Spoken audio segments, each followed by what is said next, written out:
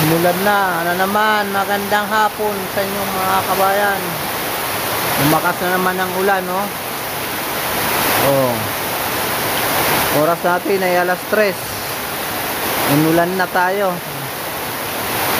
No? Hindi tayo makapagtrabaho naman to. Nandito ako sa sa office namin. Pahinga muna tayo, pahinga. Pahinga muna, pahinga. Umuulan. Hindi tayo makapagtrabaho.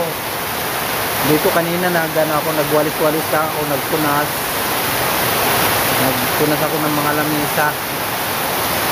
Hindi tayo makapagtrabaho to. Umuulan, malakas ang ulan. Malakas ang ulan.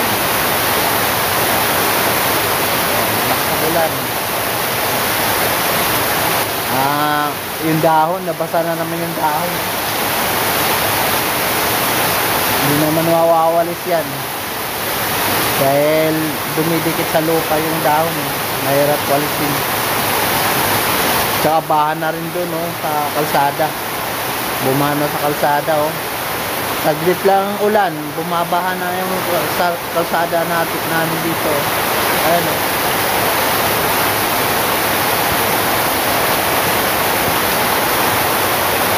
Ayan, oh. Bumabaha na naman yung kalsada namin, kabayan.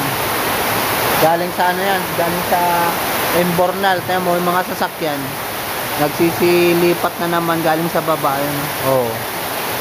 Oh, yan, oh. Lakas ang dyan, ulan. Nililipat na nila yung mga sasakyan galing sa baba dahil baha na doon.